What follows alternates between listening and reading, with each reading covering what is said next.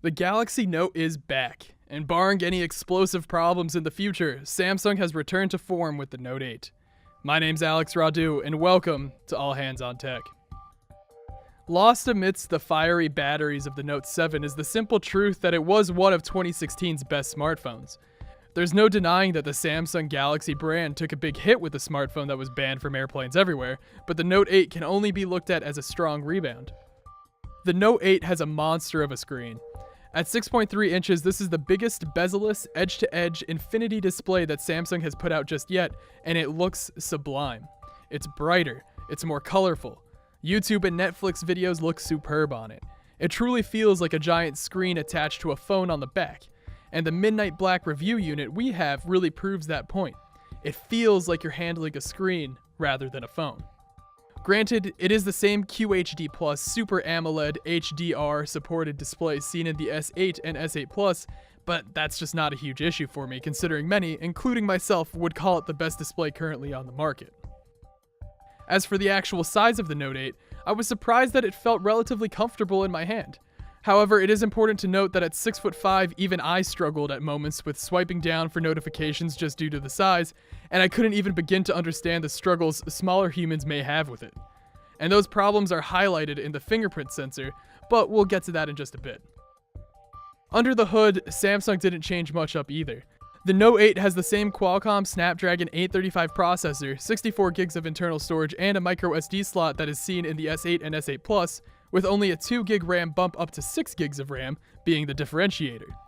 However, while it does have more RAM, the Note 8 actually has a smaller battery than the Galaxy S8 Plus. This is still enough for a full day's charge though, and I think we can cut Samsung some slack here by erring on the side of caution. Otherwise, the Note 8 has all of the other Samsung staple features you'd expect.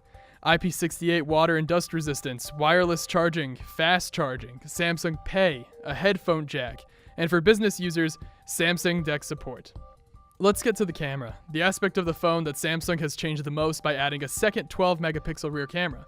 This is the first time that Samsung is exploring dual rear cameras, but it isn't the first time, with the iPhone 7 Plus popularizing this concept just last year. However, Samsung can claim that this is the first dual rear camera to offer optical image stabilization, or OIS, to the second camera as well. This means that both rear cameras on the Note 8 will be able to shoot clear photos in poor lighting conditions. This inclusion of a second camera allows for users to combine shots in live focus mode. So now you can do things like add artificial background blurring that you can adjust in real time and in the gallery as well. Plus, the Note 8 saves the pictures taken with both cameras, so you don't have to choose between the two. Ultimately, the Note 8 is a step up for Samsung in the camera department, but it really is just a small step. The 12-megapixel cameras are the same as those in the S8 and S8 Plus, and the dual rear camera idea itself isn't a groundbreaking one. But the OIS support on the second camera is a welcome touch. The S Pen is the next upgrade that Samsung is touting, but as we mentioned in our first look, its added features really aren't too different than the upgrades in the Note 7. But one thing is clear, Samsung has perfected the stylus. No one does it better than them, period. And if you're looking for a stylus on your phone, the Note 8 is the way to go. The new feature with the S Pen is live messaging, which allows you to write a note and send it on any messaging app as an animated GIF. What's great about this is that it really can be used in any app that supports GIFs, which is pretty much all of them at this point. I also want to highlight the screen off memo feature, which allows you to scribble up to 100 pages of notes on your Note 8. I wasn't expecting to love this feature, but I've actually been going out of my way to use it. If you've always been drawn to the Note brand for its stylus, then rest assured, that experience is still the best around. But the Note 8 has its flaws like any other device, and that starts with the fingerprint sensor.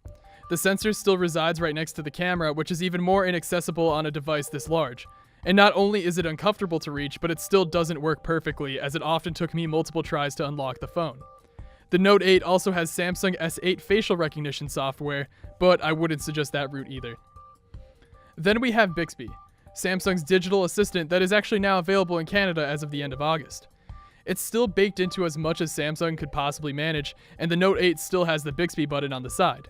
The problem is, it's just not that great of a smart assistant.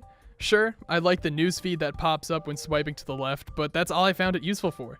Google Assistant is still automatically baked into the device, and as of now, it's just the better assistant to use. Ultimately, there is no doubt that Samsung has returned to form with the Note 8, and barring any unforeseeable problems, I suspect a successful launch in its future. Potential buyers are just going to have to ask themselves how big of a smartphone are they willing to get, and are features like the S Pen and dual rear cameras enough to spend a little more than what you would otherwise be spending for the S8 or S8 Plus.